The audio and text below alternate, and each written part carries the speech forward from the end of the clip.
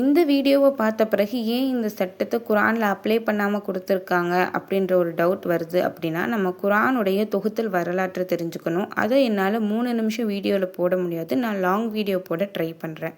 இப்போது நம்ம ஒரு சின்ன எக்ஸாம்பிளை பார்த்துடலாம். நான் இப்போ ஸ்க்ரீனில் காட்டுறது சூரத்துல் ஃபாத்திஹா. இது மலேசியன் குரான்லேருந்து எடுத்த பிக்சர். இப்போ இதில் பாருங்கள், நான் க்ரீன் கலரில் பாயிண்ட் பண்ணியிருக்கேன்ல, இது ஹம்சத்துல் வசனுடைய சட்டத்திலேருந்து வருது.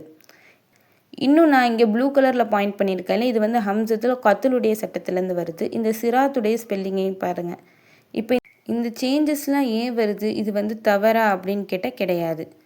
நம்மளோட குரானில் இருக்கிறதும் தவறு கிடையாது, அவங்களோட குரானில் இருக்கிறதும் தவறு கிடையாது. இதோட முழு விவரத்தை நம்ம அந்த லாங் வீடியோவில் பார்க்கலாம்.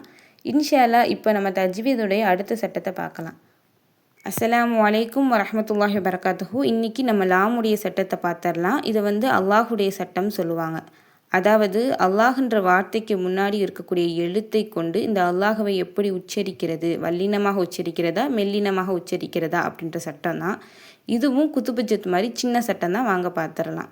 இப்போது அல்லாஹ்ன்ற இந்த லாமுக்கு முன்னாடி இருக்கக்கூடிய எழுத்து ஃபத்தஹோ அல்லது லம்மோ பெற்றிருந்தால், இங்கே கொடுத்துருக்காங்க பாருங்கள், பிஃபோர் அப்படின்னா முன்னாடி இருக்கக்கூடிய எழுத்தில் ஃபத்தஹோ அல்லது லம்மோ கொடுத்துருந்தால் அந்த லாமை என்ன பண்ணணும், கொஞ்சம் வல்லினமாக ஓதணும். இப்போ ஒரு உதாரணத்தை பார்த்துடலாமா?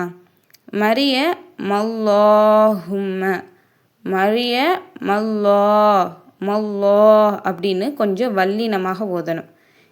இப்போது இங்கே பார்க்கலாம், ரசூலுல்லாஹி ரசூலுல்லாஹி ரசூலுல்லா அப்படி சொல்லாமல் ரசூலுல்லாஹி அப்படின்னு இந்த லாமை கொஞ்சம் வல்லினமாக சொல்லணும் அப்படின்றதான் இந்த சட்டம்.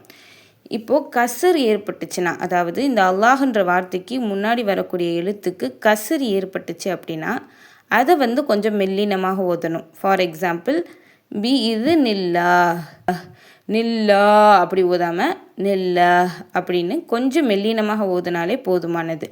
இப்போது ஷத்தா இடம்பெற்ற இந்த லாமை பார்த்துடலாம். அதாவது அல்லாஹ்ன்ற வார்த்தை இல்லாமல் மற்ற எழுத்துக்களில் லாமுக்கு ஷத்தா இடப்பட்டுருச்சுன்னா அதை நம்ம லேசாக ஓதுனாலே போதும். அதாவது நம்ம புழக்கத்தில் எப்படி ஓதுவோம் அப்படியே ஓதுனாலே போதும். இந்த லைனில் உங்களுக்கு நல்ல டிஃப்ரெண்ட் தெரியும் பாருங்களேன். யுஹாதுனல்லாஹ் அப்படின்னு இந்த இடத்துல நம்ம நூனுக்கு ஃபத்தஹ் இருக்கனால கொஞ்சம் வல்லினமாக ஓதுனோமா. இப்போ இங்கே பாருங்கள், அதல்லீன் அதல்லீன் அப்படின்னு தாலுக்கு ஃபத்தஹ் இருந்தாலுமே இந்த லாமை அதல்லீன் ஓதாமல் அதல்லீன் அப்படின்னு மெல்லினமாக ஓதுனாலே போதுமானது. அஸ்ஸலாமு அலைக்கும் வரஹ்மத்துல்லாஹி வபரகாத்துஹு.